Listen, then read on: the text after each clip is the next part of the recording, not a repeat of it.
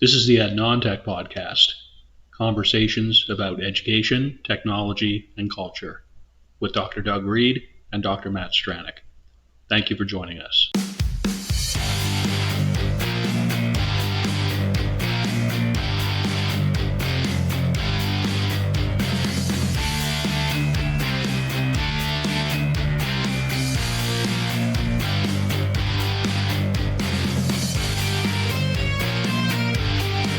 My name is Dr. Doug Reed, and I am located on Abagway, the traditional and unceded territory of the Mi'kmaq people.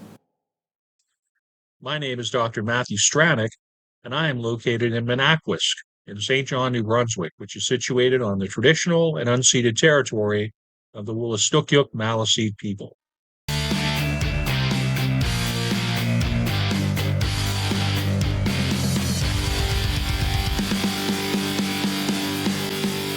Well, hello, everybody. Welcome to the latest episode of the EdNon-Tech podcast. Really glad you could join us.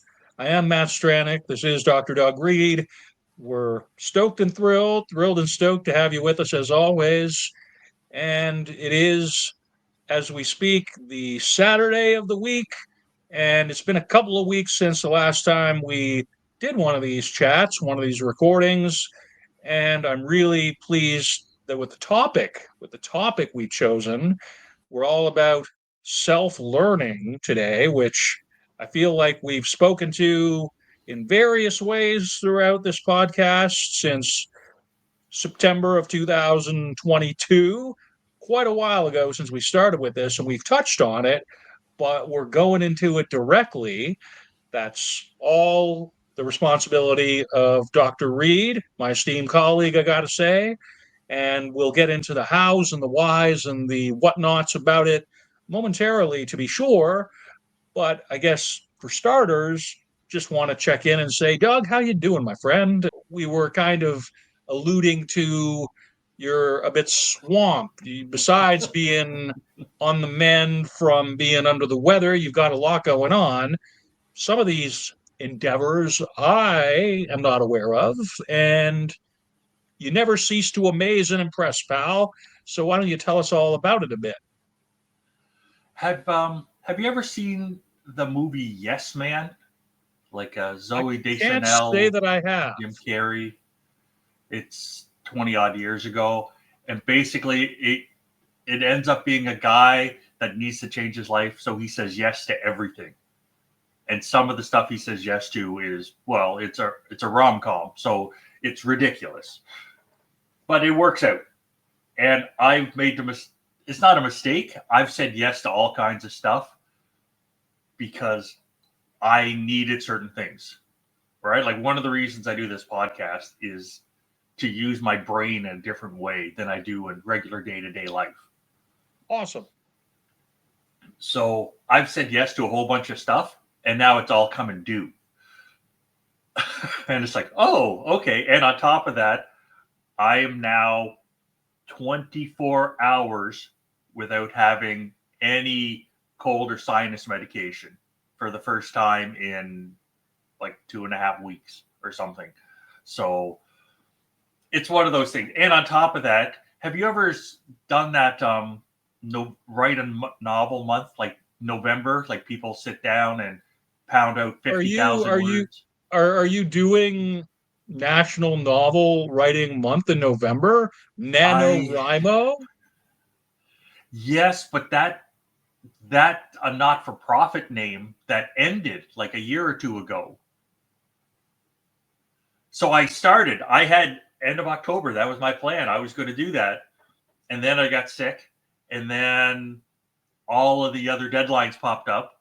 Because, like if you're on somebody's committee and you're reviewing somebody's like research proposal, there's nothing, bang, get this done in 2 weeks. It's like, whoa, okay.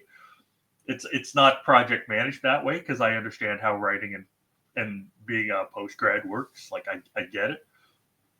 So that put a monkey wrench in it. So that might be a December thing for me, not a November thing. But I still want to sit down and pound some stuff out because I want to use my brain differently. And that leads me to the topic, which is self-education. And now we've talked about lifelong learning a lot. I think that's a fair comment. I'm hoping you agree. Very much so. And I went down a rabbit hole because I was the person saying yes. Like, I've signed up. I've got 2 online courses that I'm taking right now. Like Ontario Tech is offering a course on how to use AI in education, and it was free, which was the price I look for. And Dr. Bill Hunter is the guy that put it all together, and he's one of those people that's just been an amazing impact, not only being an educator and a leader and stuff, but just as a really good friend and good human being. So outstanding. Yeah, and I'm doing that on the side too. But when we get to lifelong learning, self-education was a term 170 years ago before lifelong learning got coined. So I'm going back in the Wayback Machine.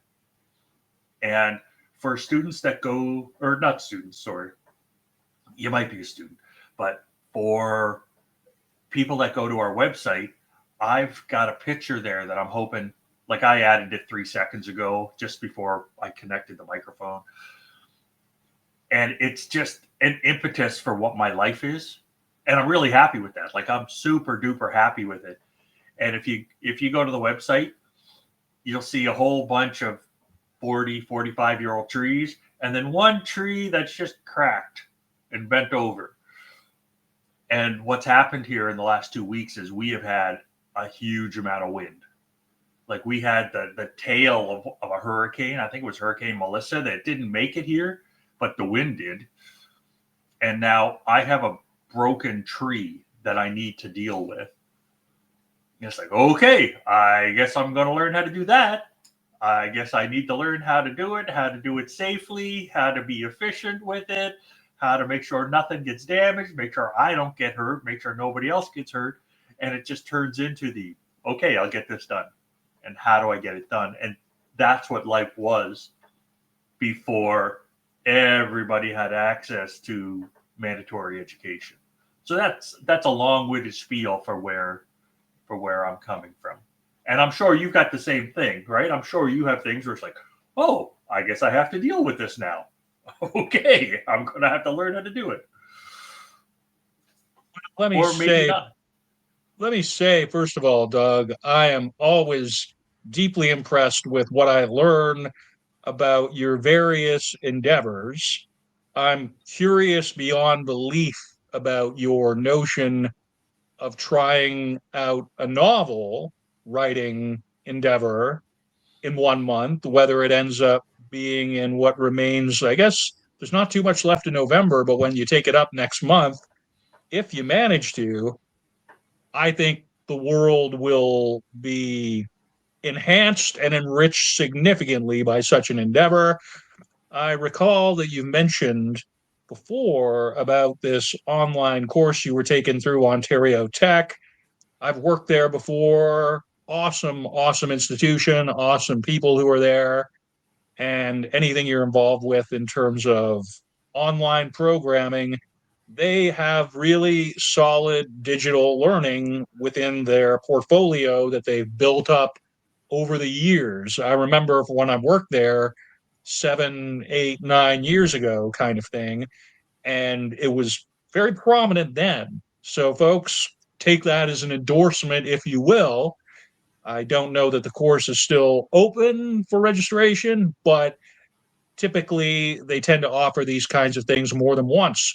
Don't want to call it a MOOC, massive open online course, but it sounds somewhat reminiscent of the concept of the format.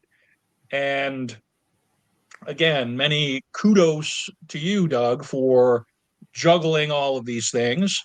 I have streamlined a lot of my busyness in as much as I'm self-employed, as much as I'm between paid full-time roles. So what I've really been doing is bringing in various kinds of volunteer activities.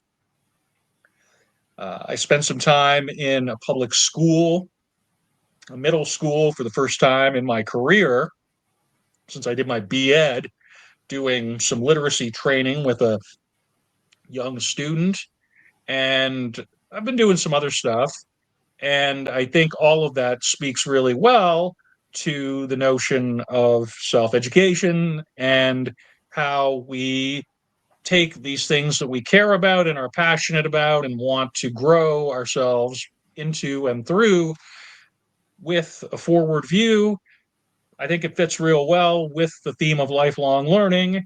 I've mentioned as much in my share of the notes. I wrote out my notes for this episode yesterday, and I definitely reflected while writing it out that what we would be talking about today would likely land in that general area with that theme that we've taken up pretty significantly throughout the life of this podcast. So much appreciation and respect here, Doug, for bringing it out.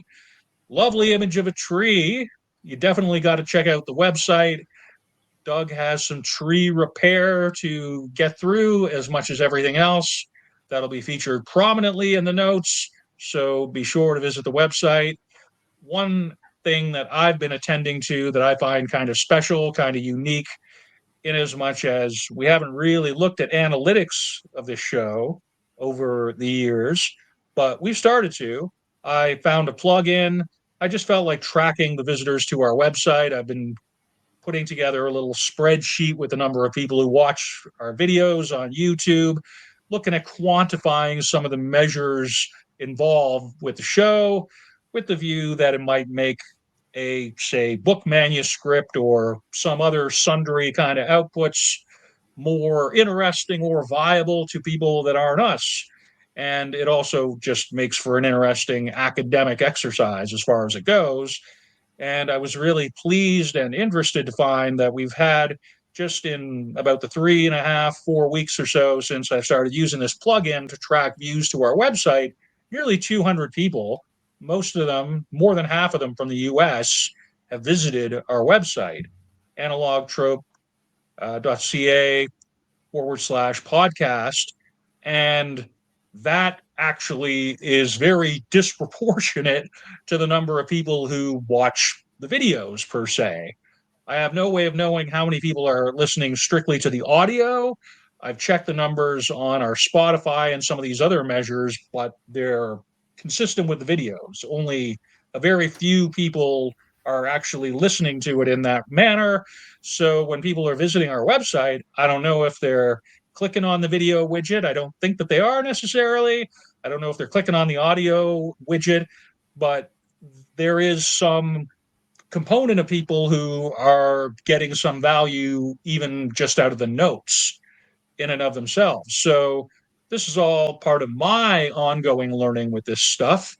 And I think it's interesting informing the endeavor, this lifelong learning endeavor, which we are speaking to and manifesting, if you will, through the course of this podcast, Doug. Yeah. Yeah. Now, I don't want to give anybody the impression that I'm juggling all the balls, because I have a coffee table that needs one last coat of clear coat to be done. A coffee table that I started in end of April. So I'm like 7 or 8 months into that ball has dropped. I have picked it up a few times, but oh, I'd love to have a coffee table again. So we'll get there. It's just one of those things. What I would like to do, please do.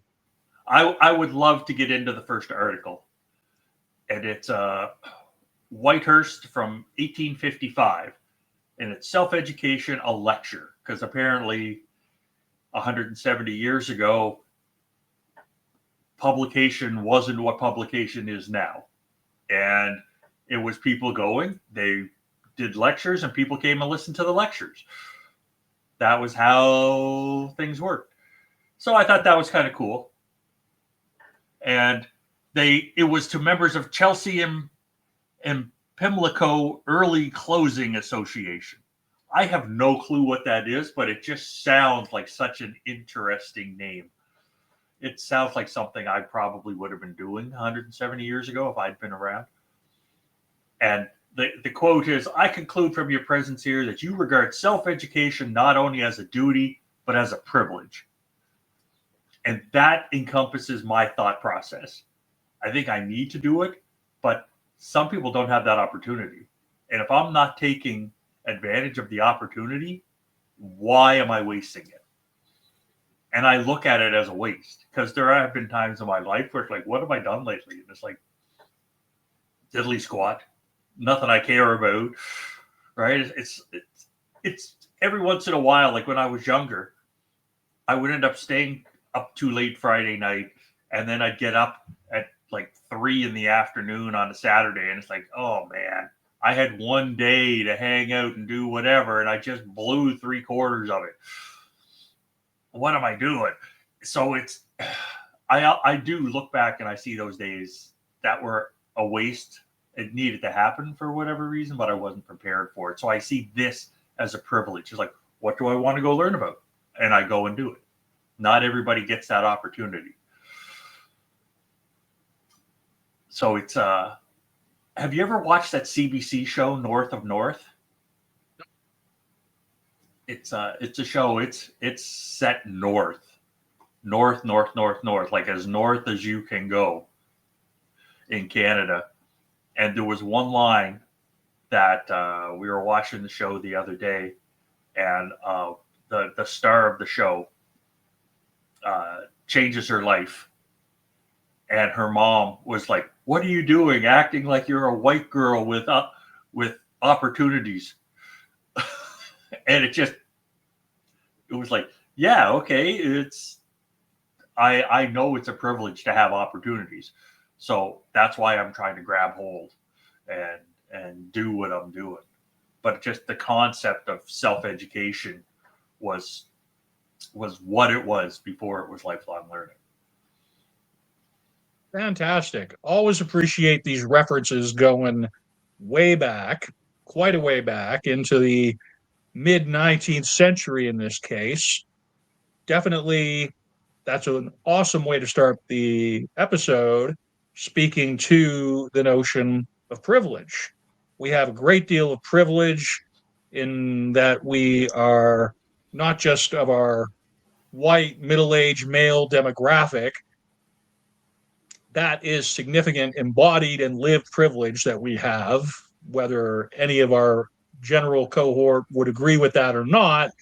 But the opportunity to learn through such things as these online courses, through radio, educational radio that we've talked about in the past, and various other formats, I think for me, that was one of the huge motivators to become involved in this educational technology area.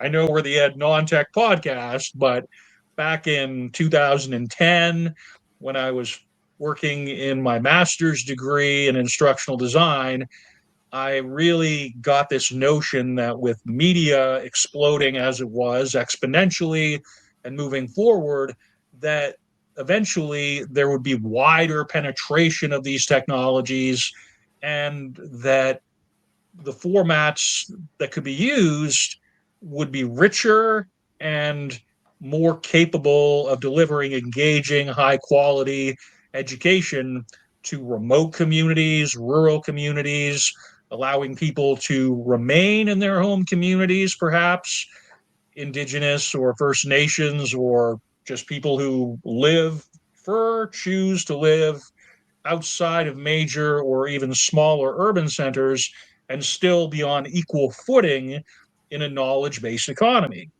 And I feel still, despite all the various bumps and hurdles and challenges that have cropped up over the years, I feel very much that that's still something that's viable, still something that's part of the appeal of what we're doing with this show, kind of in microcosm. And I still believe that these benefits are there to be had for those who want to try them out, want to pick them up.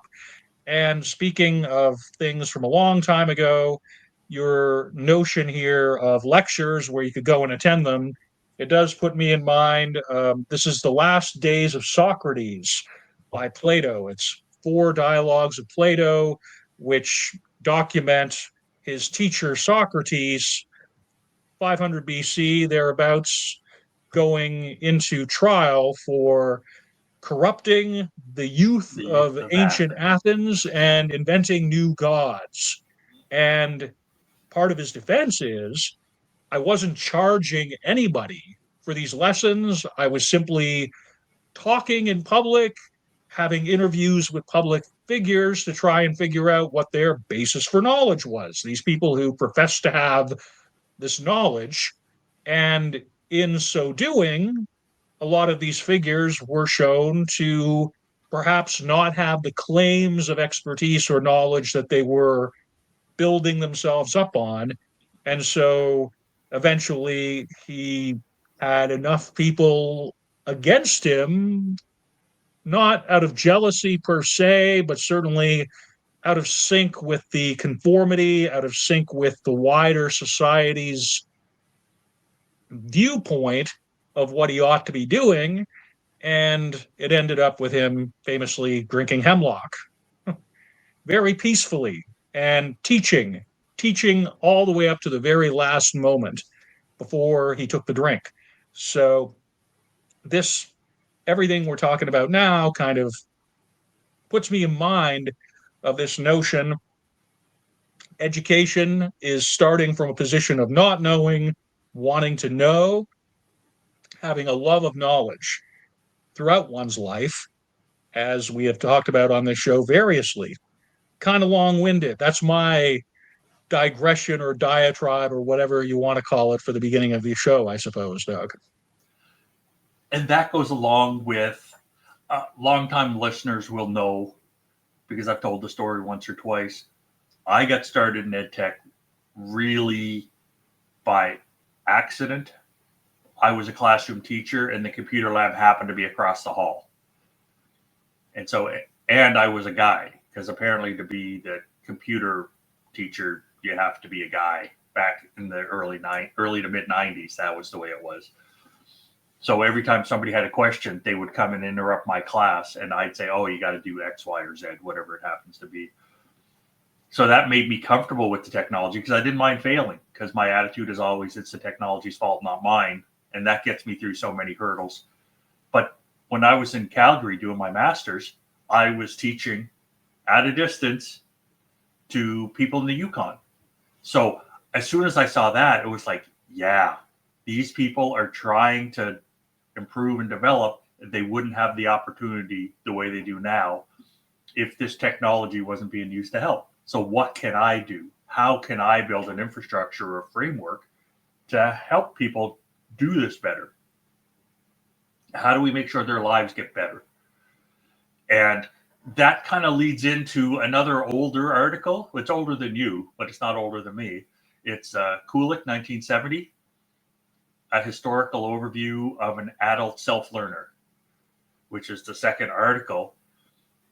And Kulik says, one can say generally that up to fairly recently, widespread and readily available schooling for everybody, self-education was the prime way for man to cope with the world around him.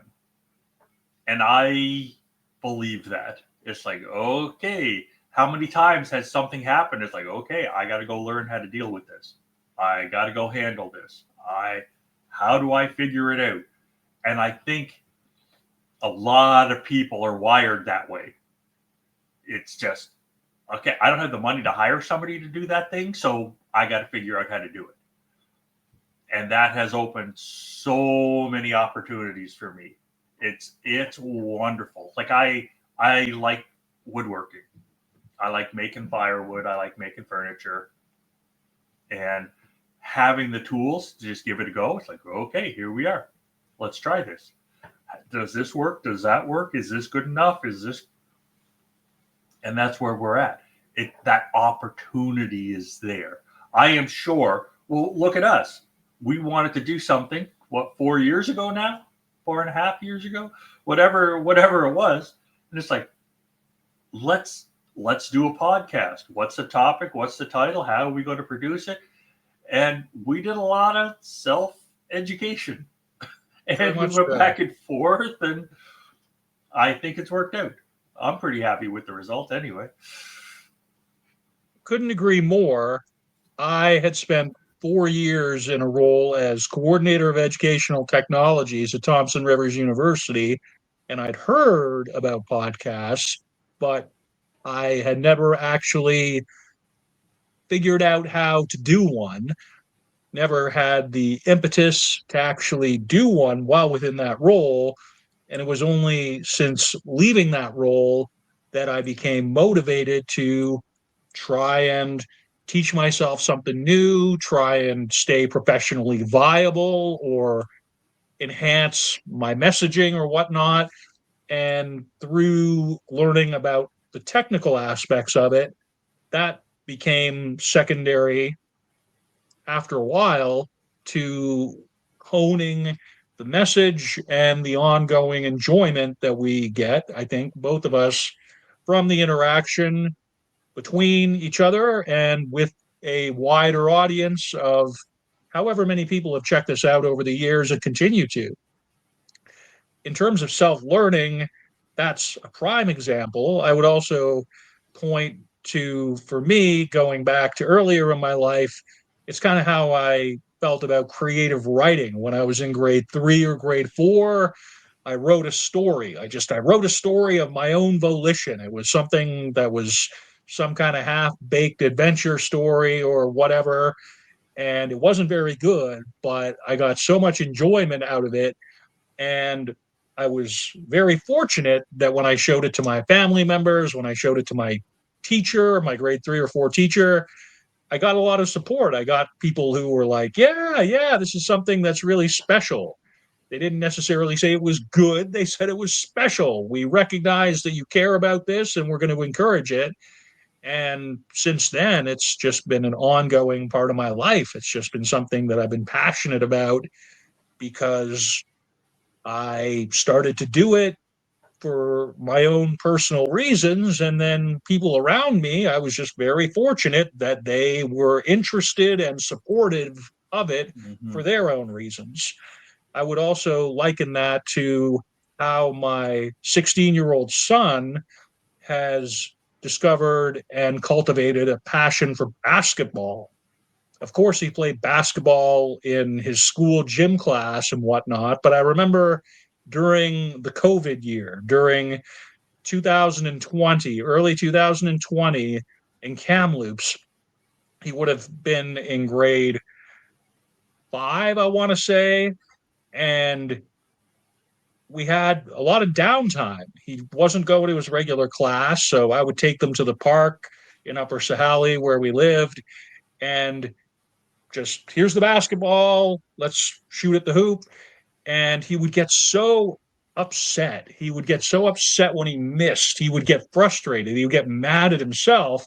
And it started something where every day he went out there and just spent an hour, more than an hour sometimes, shooting from the free throw line, just working on his own skill in that area, to the point now where in his grade 11 year, he's now on the senior team, the first year that he's able to. And it's his 16th birthday also, by the way. So Hey, happy congrats. birthday, Ethan. And it's been just something he's felt compelled to do outside of anything to do with gym class, anything to do with his organized sport. He has developed a passion for it. And that passion has led to putting in more hours, and that how those hours have led to success in his sport, but then in other areas of his life that have completely spun out. And he's now living a completely different life than he would have done had he not, in that COVID year, kind of taken it up as a pastime outside of his regular school, right? Which he wasn't able to participate in. And the last thing I'll say on this somewhat long bit of a tangent here, bit of a personal thing, is that being a dad has been completely its own self-learning experience. Not self-learning in as much as I'm doing it on my own, because God knows their mom is such a huge part of it, and so are the teachers and all the people in the community. It takes a community to raise a child, but strictly from my own standpoint, figuring out how to be a dad has been one of the most meaningful and awesome self-learning experiences I could ever imagine. So lots of adult education theory and perhaps some pedagogy buried in there too somehow, Doug. And that ties in nicely with something else Kulik said. It's like with the introduction of free compulsory education for children following the Industrial Revolution, many educators have forgotten the need of the adult to continue on learning. And there's the compulsory bit, and we get it, but how much joy is in the compulsory bit?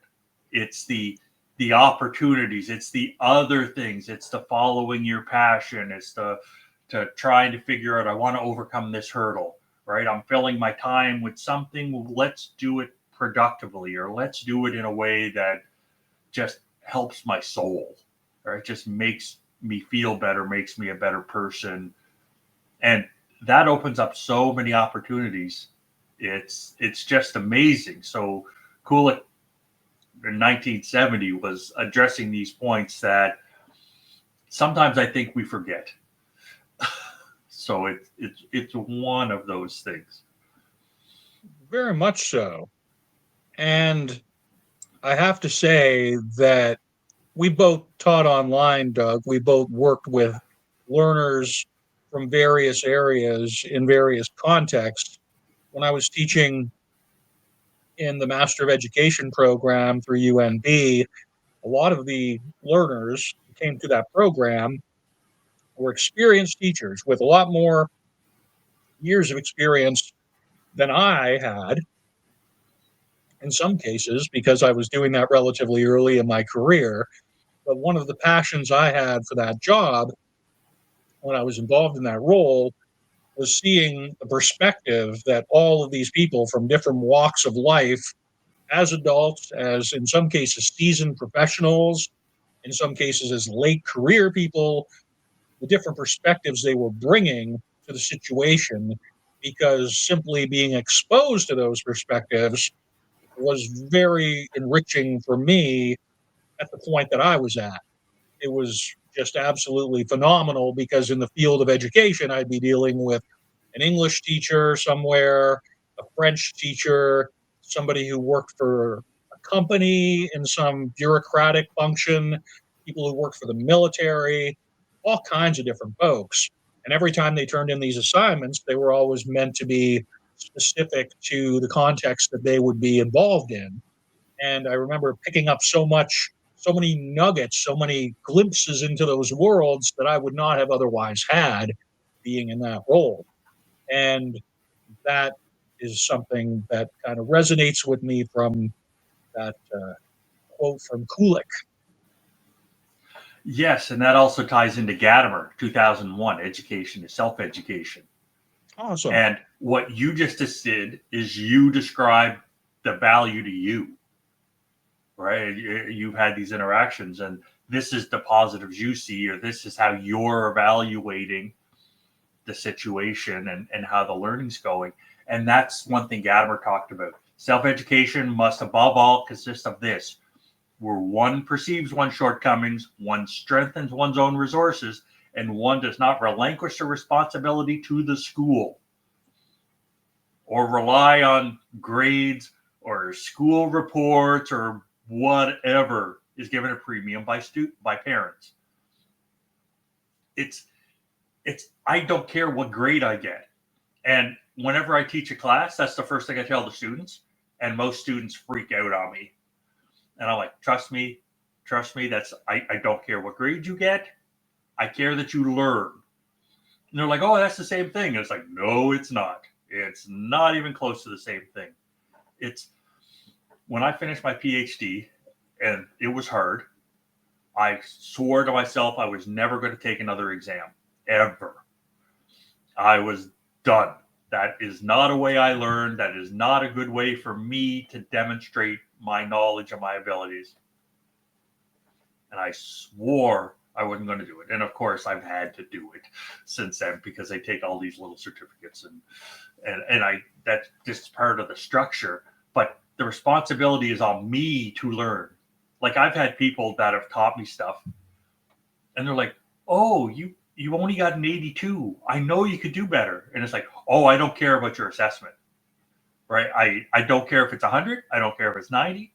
I wanted to learn, and I learned, and I've taken from it what I want, and I did the bare minimum to get this piece of paper." Like, "Oh, don't you want to know more?" And it's like, I do know more. I just don't care for how you're assessing it. I don't place value in that feedback that comes from this multiple choice test that's been provided. It comes from me. I know my shortcomings. I want to strengthen my resources, and that's what I do. So I've taken Gadamer on, and as yep, this is the direction I've headed. And what's joyful for me in this podcast is I hadn't read a lot of Gadamer because a lot of Gadamer stuff is airy fairy out there, right? In my humble opinion. All right, I've never really been able to engage with Gadamer, and I read this, and I'm like, "Oh, this kicks butt. This is exactly what I needed. This is my part of my philosophical outlook. Is this?" I don't know what your thoughts are on Gadamer or your thoughts on what your values and how you evaluate your own education, but I'd love to hear it. Well, first of all, thank you for all of that. I will say your comments, Doug, resonate strongly in terms of your viewpoint on grading, assessment, evaluation.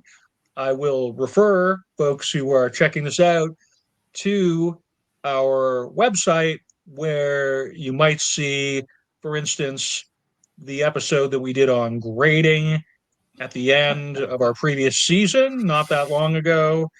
And every time it comes up as a topic, I think that's the only time we've actually done a full on episode about evaluation per se. But we have very similar viewpoints on this. I personally was not somebody motivated by grades in any way, shape, or form in K to 12. I was pretty not interested in organized education, my part of it anyway, while I was in K to 12. Now I'm at a point where I have a teenager who is successful by any kind of metric you can name. And he is a straight A student. He's getting 80s and 90s and everything. And he has, since he's been involved in school, it's something that gives him satisfaction, not so much that the grade is a certain point, but that he's doing as well as he can.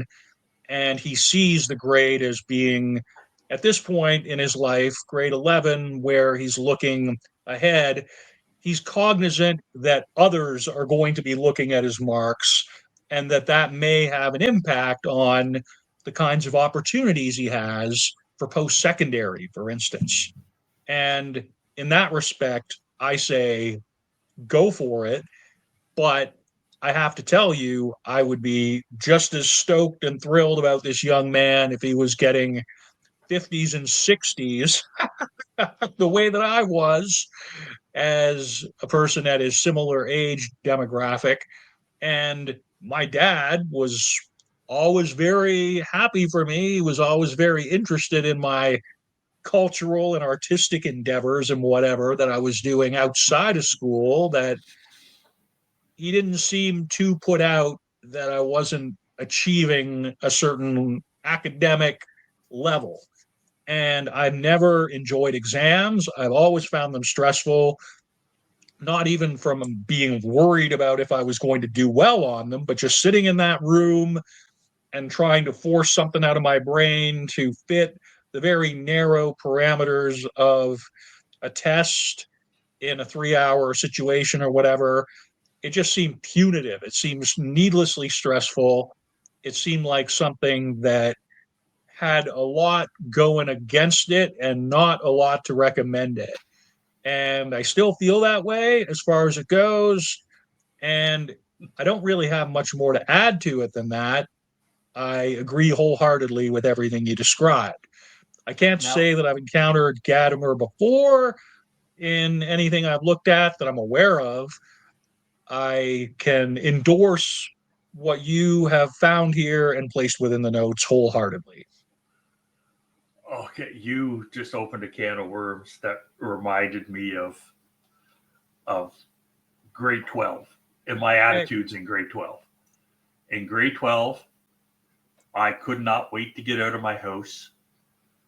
And okay, just for some, I have a PhD, I have a master's, and I have 2 undergrad degrees. So I've done well, right? Like educationally, I've been told I am a master learner and I've been told I'm a master educator. So I can do this stuff. In grade 12, I got accepted to Acadia to do a history degree. And I had friends at Acadia University and I had relatives that had been there. And it's like, thank goodness I'm out. And then my high school marks plummeted because Acadia sent me a letter saying you're in, you just have to pass these classes. And it's like, okay, there's my new gauge. The threshold is past the classes. So my grades plummeted because it's like, nope, okay, what do I have to do to get there? It was like a conserving energy type of thing. It's, you gave me the threshold I had to get to because I didn't care.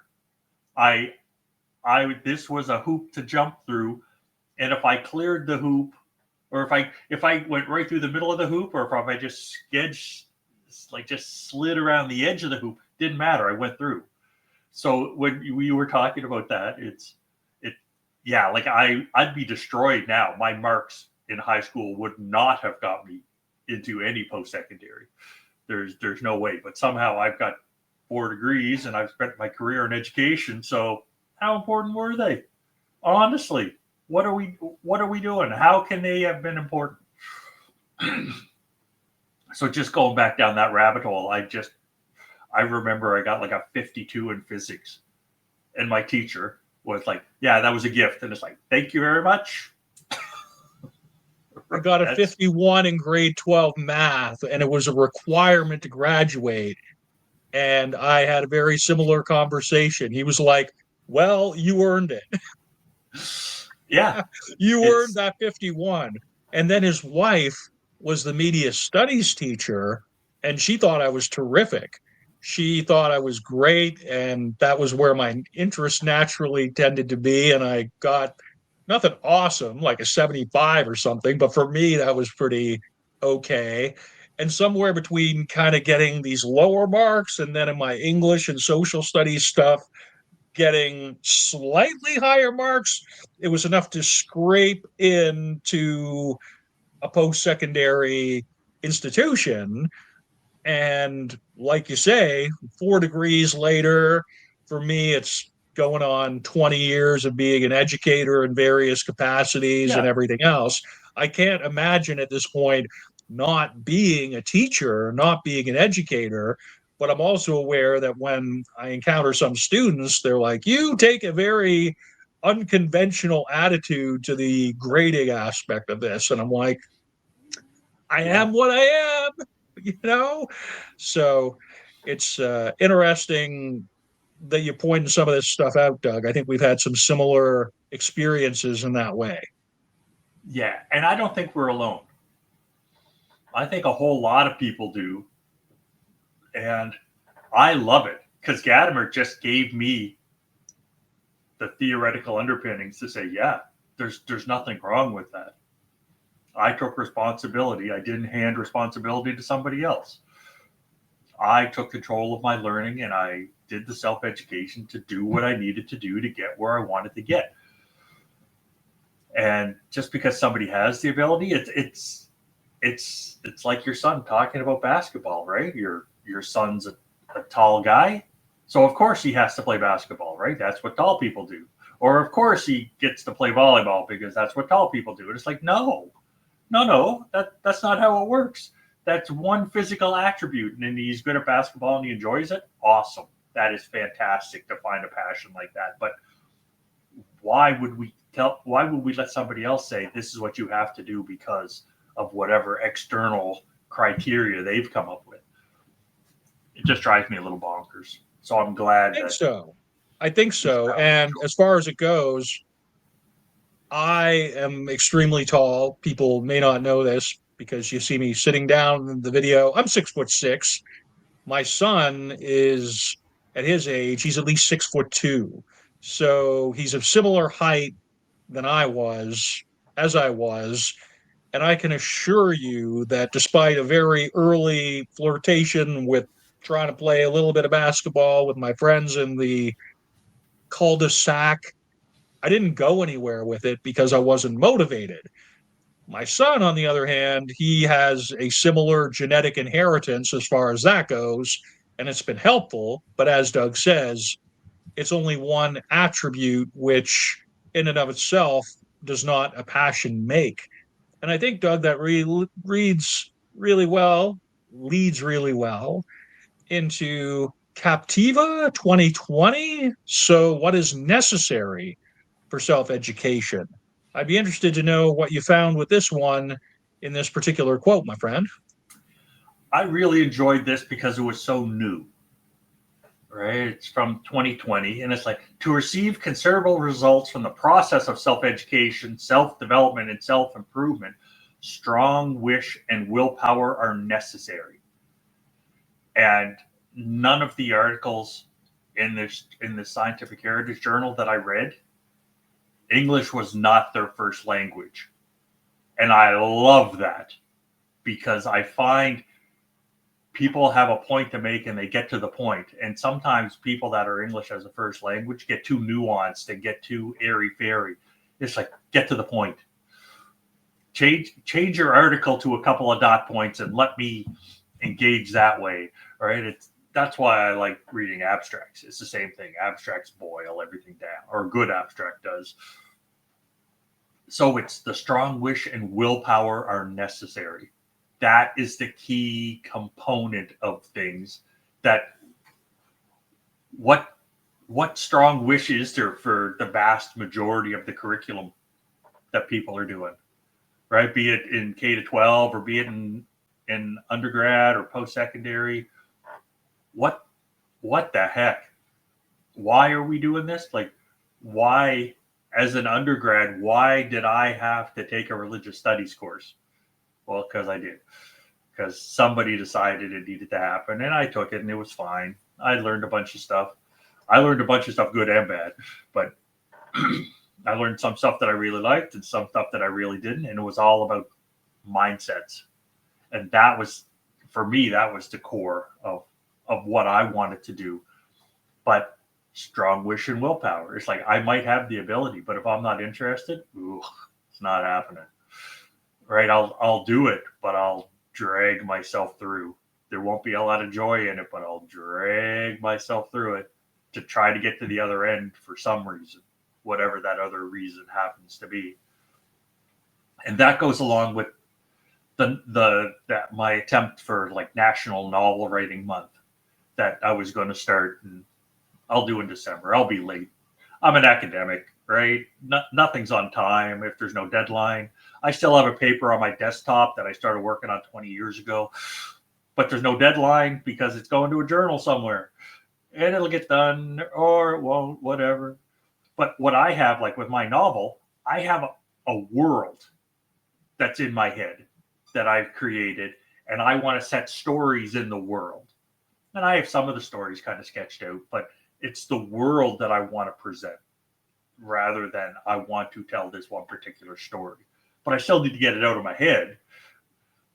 So that's where I'm coming from. I've got the wish and the willpower, so it is going to happen. And I'm going to learn, and I'm going to improve my writing, improve my thinking about it and all that. So it'll be great. But this article about self-education from the Scientific Heritage publication was really focused on wish and willpower, and I loved that. I'm wondering what your thoughts are. I'm deeply curious and interested to see whatever you're willing to share from your novel writing month when that is accomplished.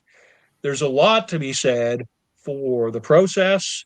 There's a lot to be said for documenting that world inside your mind and using the method of documenting to expand it a little bit and to make the implicit explicit, as it were. And a lot of time that I spent in my grad study, the professors that I worked with were really motivated to describe the value of intrinsic motivation compared to extrinsic motivation. One of them tends to be more ephemeral and transactional and almost mercenary, and the other tends to be longer lasting and more durable. And just over the past couple of weeks, I've been getting these books of philosophy off of Amazon. It kind of started with my interest in meditations and something I'm working on where I'm trying to meditate a bit on the meditations. So it got to the point where, okay, I want to get into Plato a bit because I haven't looked at that since I was an undergrad. And then pre Socratic writers and thinkers, and then some of the cynics, and then some of the folks from the Eastern traditions. And I'm now, just because I went down that rabbit hole with Marcus Aurelius in, I don't know, early 2023. You can check the show notes for it if you like, because I was pretty Yeah. clear about it at the time. I'm now going back on some of this material, some of these dialogues of Plato, for instance, that I haven't looked at since I was taking seminars at St. Thomas University when I was 18 in first or second year university with Dr. Frank Cronin. Dr. Frank Cronin's no longer with us. He was an outstanding teacher, just one of the best teachers I've had. And it's because of him that I kind of decided to take enough philosophy classes that ended up having social studies as being a teachable subject for me on the way to a B.Ed. So looking back on it now, years later, I have to give a lot of credit to him for being so motivated and passionate, particularly about Plato. He actually only published one book. He did lots of journals and articles and scholarly output, but he published one book. 1991 it came out, and I was there in 96 to 98 and then longer. And because now I'm going back on this stuff, I tried to find it and it's completely out of print. But what I've discovered is that they have a copy of it at the UMB library. And what I'm going to now do is go to UMB St. John campus and get an alumni membership so I can take out this book by this now deceased but very, very fondly remembered teacher that I had and read that book to enhance my understanding of a philosopher from 2,500 years ago. So there's this very real through line from Socrates to Plato to Dr. Frank Cronin, and now to me, years, decades after I first encountered this stuff through his class. Now I'm continuing on in the tradition or following that trajectory, and it's all personally motivated. It's all from my desire to add context and knowledge to my understanding. It's never going to be complete. It's not capable of being complete. And if you're involved in this stuff in any way that's serious at all, you're going to know that it's something you do throughout your life. Lifelong learning is very real if you're open to it, and it's very meaningful if you're open to it. Bit of a tangent there, somewhat, but it But it, did but it strike a chord isn't. in me. Okay, It's okay, not a tangent because the last article is My High 2021 Self-Education and Lifelong Learning. And I included that because it ties the old term with the new term awesome. and brings it all together.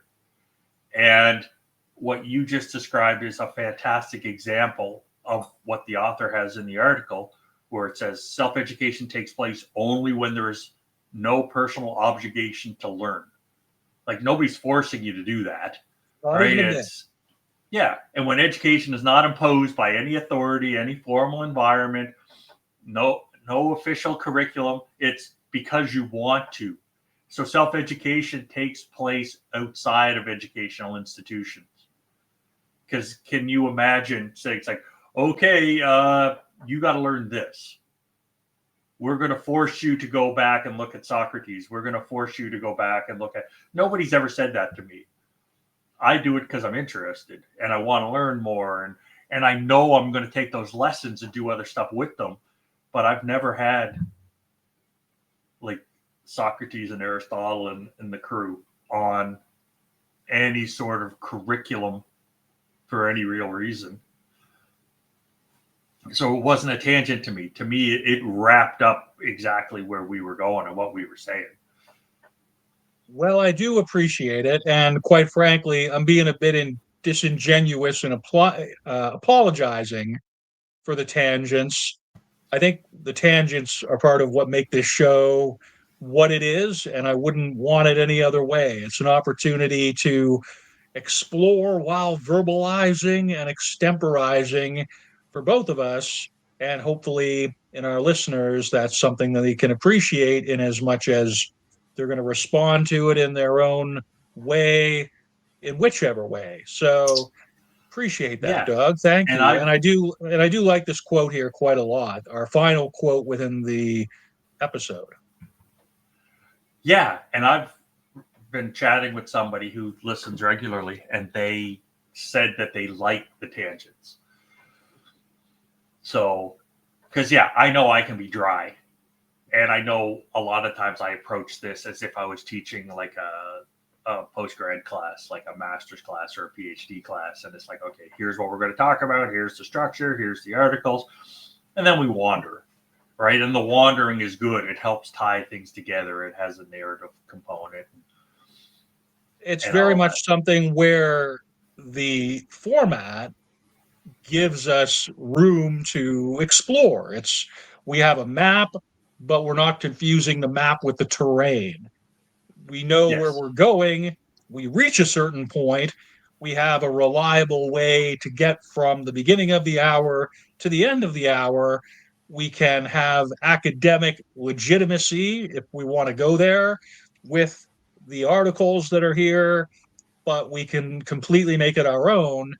And that's why my mom was like, do you write scripts for this? Do you write what you're going to say in advance? I'm like, no, not even. Doug prepares these notes, these references, and that's how we get from one end of it to the other. And it still feels fresh. It still feels authentic. And that's something we've come up with as a format that is reliable for us. And consistency is important. That's something that students value very much, a Yeah. consistency of experience, but it's got to be sincere. It's got to have some enthusiasm behind it. Otherwise, it's just procedure and format for their own sake. And that's exactly the opposite of what we would typically aim for in this show and in our respective practices as educators. Now, before we leave, before I was an educator, I earlier I mentioned my wonderful 52 in physics in grade 12. My English mark was very different. And at one point, we had to do a 5-minute oral presentation. And everybody else in my class was like basically reading from what they said. And I finished my 5-minute presentation, and the teacher's like, hey, can I see your notes? And I'm like, why? You didn't want to see anybody else's notes? He goes, no, I need to see your notes. And it's like, okay. And I handed him my oral presentation, and it was literally a page of like dot pointed kind of notes. It was like highlights to hit.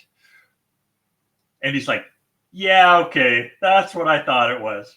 And I'm like, is that bad? He goes, no, it's great. It's just so different than what everybody else did, because everybody else just had written out their oral presentation and read it word for word. He goes, you didn't do that. And I'm like, no, that would kill me. And he goes, I know it would. And it was just one of those things, right? We have our points. I like here's the points we're going to try to aim for, and here's where we're trying to get to. And if we don't get to some, we don't get to some. The world's not going to come to an end. But if we were just reading stuff, I had a paper accepted at a conference, and in that conference, in that discipline, you knew how long your paper had to be because how long did it take you to read? You had 10 minutes or 15 minutes, so you had to write a 15-minute paper. And then people would stand at the front and read the paper. That's what they did in this discipline. And then my co-author was like, oh, isn't this great? And it's like, I'm going to shoot somebody. This is driving me bonkers. I can go read their damn paper. Tell me the thoughts. I want the bigger picture, and I want the specific details. I can go read what they wrote. Why are you reading it to me? And it was just a different philosophical bent on stuff. So I just needed to bring that up as we approach the the end of the podcast. Absolutely. And there's certainly lots more we could do speaking to this practice, this set of experiences, which you've alluded to and which I've certainly encountered back when I used to go to conferences pretty often. But I think that is the sign of an excellent conversation where you could keep it going further, but perhaps we refrain from doing so and save that momentum for the next time. However, we do significantly have some visuals here, which I think we'd be remiss if we didn't speak to here. Doug, which of these, apart from that outstanding graphic of that damaged tree in your backyard, what else should we be looking at here that you have noted with the significant number of visuals, which are all part of the notes here, folks? Two things. If people go to the website, one thing I did that was a little different this time is I found, I know, Matt, you talked about like Socrates and Plato and stuff, and I went through and did a list of self-learning and history and what some people said. So I also have a little comment on Socrates and Plato and Aristotle and Seneca and Gibbon and Coote and stuff. So they're there if people want to go get like the brief notes version of all that. Fantastic. Yeah, that's awesome. My favorite picture, if you're going to go look at a picture, it's Snoopy from Peanuts. And he's in the penalty box. So he has done something wrong playing hockey, and he's in the penalty box, and he's got a look on his face. And just the little cartoon is, just remember, I'm going to do it again in 2 minutes. And that for me this is his motivation. This is what Snoopy has learned. This is what Snoopy's going to do. This is what Snoopy's priority is. And it's like, whatever you're imposing on Snoopy as this is what he's got to do, that's not happening. He's doing what he's doing because he's doing it. And I've lived so much of my life that way. I really enjoyed seeing like an annoyed Snoopy in the penalty box. And for people that don't know anything about hockey or ice hockey, depending on where you live, right? If you do something bad or do something inappropriate or against the rules, you go to the penalty box, normally for 2 minutes, sometimes for 5 minutes, but you're supposed to go to the box and feel shame and think about what you've done wrong. And I have learned nothing from this. I do not care what you've imposed. I'm sitting here because that's the rule, but I'm going to go out and I'm not changing, or I'm going to do what I'm going to do.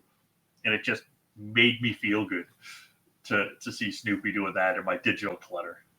Charles M. Schulz was a genius. Oh, yeah. Very much so. And if I was to point to any of the visuals that you've included here, you have a pretty cool image of Ray Bradbury here, the esteemed science fiction writer. Isaac Asimov. Isaac Asimov with an awesome quote, which definitely you want to check out. If anybody follows me on Instagram. I don't have very many Instagram followers. I follow a lot of these decontextualized cartoons on Instagram. I send them to Doug sometimes because it makes me chuckle, and Doug, I don't think, gets too annoyed with it. But Calvin and Hobbes is on there where they have like 3 panels of it, or Garfield, pretty deep into Garfield. Or I also follow some Peanuts related, Snoopy related kind of stuff. That to me is a natural use of Instagram that I can live with, apart from hyping the podcast and perhaps my kids' awesome accomplishments. But yeah, the image there of Snoopy in the penalty box definitely resonates. And in a manner of speaking, I'm somewhat in the penalty box within my own career at this point. I'm feeling very similar in terms of just give me an opportunity and I'll be back to my old tricks again relatively soon. So appreciate all of these visuals that are included here, Doug. Do be sure, everybody, to visit the website to check those out. And I think we have now at this point reached the point of the word, phrase, and question of the podcast, Doug. Yes, that's very fair. So the word of the podcast is self-education. I wanted to get away from lifelong learning just because self-education has a longer history, so a longer tail to it. Question of the podcast is, how could self-education realistically replace institutionalized schooling? Because I know if I had a choice between self-education or institutionalized schooling, I know which one I prefer. I know which one I've done better at. I know which one's enriched me more. So that's the question. How could we do that? And the phrase of the podcast is, again, something else you said, because I love the way you turn phrases. I did not go anywhere with it because I was not motivated. And I know that was in the middle of a very long thing that you said, but that gets to what self-education is and what's underneath self-education. So I really love the way you put that together. Awesome. Well, I appreciate your appreciation as always, Doug. And we appreciate anybody who's checking this out, whether for the first time or in the event we have some returning viewers slash listeners, whether you're checking it out on the YouTube clip, whether you're checking it out on the audio. We do encourage you to visit the website for the full experience of the content that we offer. I like to think that anybody who engages with any aspect of this whatsoever has something new to think about. It certainly gives us a lot of enjoyment putting this out into the world so that others may make of it what they will or not, as it were. But it's always worth putting it out there just to see what others may do with it. So I've really enjoyed our discussion here, Doug. Is there anything you wanted to add before we sign off? Well, you listed the things you're appreciative of, and I'm appreciative of you for doing all this and the opportunities that we have to do it. But honestly, I appreciate the fact that my nose is not running right now. That is the highlight for me right now after the last couple of weeks that I've had. So other than that, that's what I've got. Great. Well, take care, everybody. Thanks a lot for being here, and we'll see you next time. Bye for now. Right on. Bye-bye.